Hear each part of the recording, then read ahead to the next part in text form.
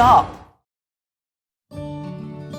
This is what Salisbury Communities for Children is committed to and what we're working towards. Communities where people are supported, empowered and resilient. Ultimately, our vision is for communities to become villages of people helping each other. Friends, families and neighbours equipped and empowered to support each other without always having to rely on a service. Most of the abilities and behaviours we have as adults get hardwired into our brains in the first 1,000 days or 3 years of our lives. What we experience in early childhood sets the pattern for the rest of our lives. This has huge implications.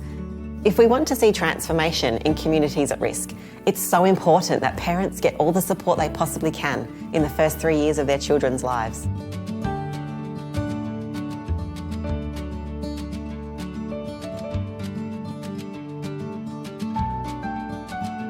While we want our communities to be like this, the reality is that we're not there yet.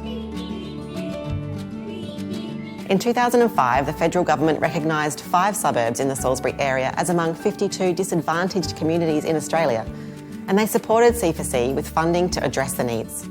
We're now working across 13 suburbs in the area. We as parents, in particular we as dads. The values and principles we hold guide and shape every decision we make and inform every aspect of what we do. The way that works is like this. If we have a principle of seeing workers as friends, then we're not going to set ourselves up as the experts who try and fix you and your problems. Instead, we'll come alongside you, get to know you and relate to you as a whole and capable person who needs a bit of extra support. Research has shown that a place-based approach is the most effective path to follow. Place-based approaches acknowledge the strengths and challenges of the community. By listening to what they want and need, we empower them to develop and own what we do together. From the outside, what we do might look like just another bunch of programs, but the secret sauce is the spaces we create to run the programs in. So instead of just creating individual programs and services that people come to, we create a space where people can come and hang out. Focusing on a welcoming and safe environment that's not time restrictive, so that people have the opportunity to drop in when it suits them.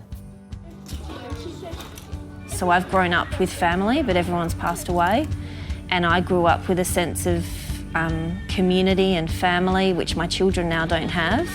So this is more their lounge room that I can provide them that I otherwise can't give them.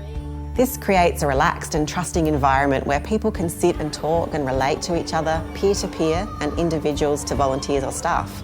In these relationships, new connections are made without the fear normally associated with attending the office of a service provider that people don't know. In this kind of space, we find that people often help each other as they share their own experiences and strategies. When I started here, I saw other parents, how they deal with the kids. So I learned so many things from them, like, when they get crazy, how to deal with them, so which was very, very helpful to me. Through the relationships developed amongst community members and staff, people learn about other support that is available to them.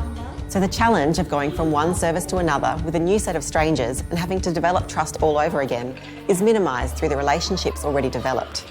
We have parents who are part of the Parents Next program who are then connecting into First Steps. So it's not just this is the one thing that is going to solve your problems or it's going to help you, but if you can connect into different places, then if your needs are not being met here, then hopefully they're being met here or here.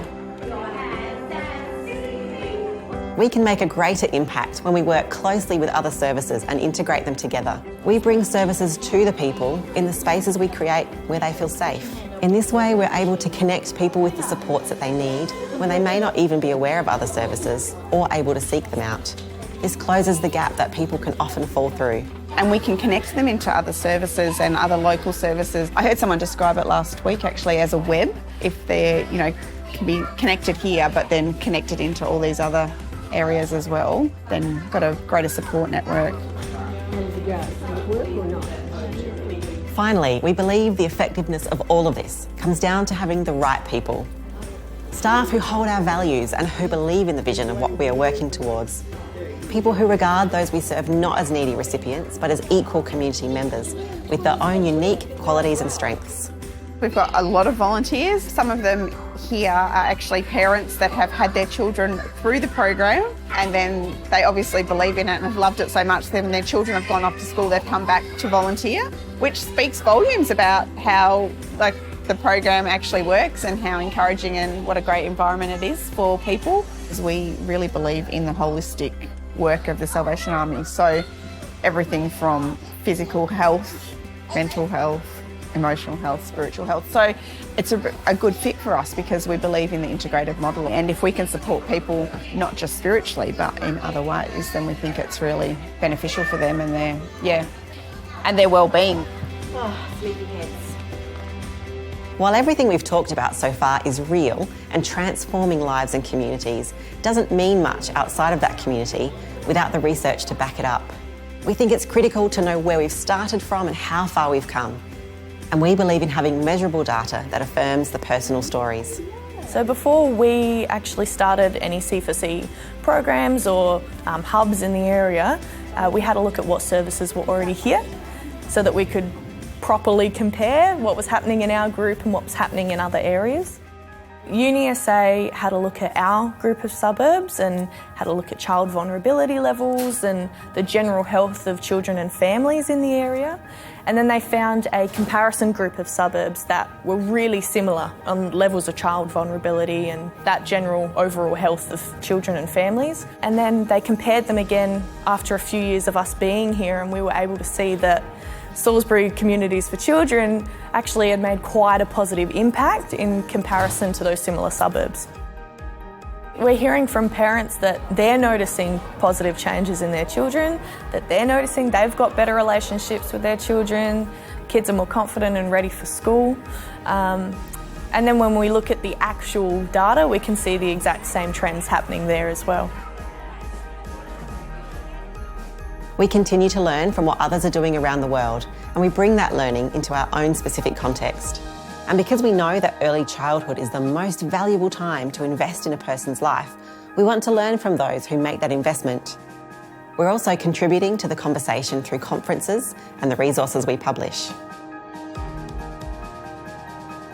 Since 2005, we've experienced just how much of a positive impact this place-based, people-led approach has had on individuals, families and whole communities. In this short amount of time, we've brought communities in crisis towards a healthier place. But we haven't reached sustainability yet. We've only just scratched the surface. There's so much more to be done, and we see and are working towards the long-term vision of building resilient and empowered communities together. For me personally, Family Zone is the family that I don't have, and a safe, supportive environment that you can always come to and count on. And without something like this, I don't know how my children would have a sense of community or family. It's vital to their understanding for their future, really.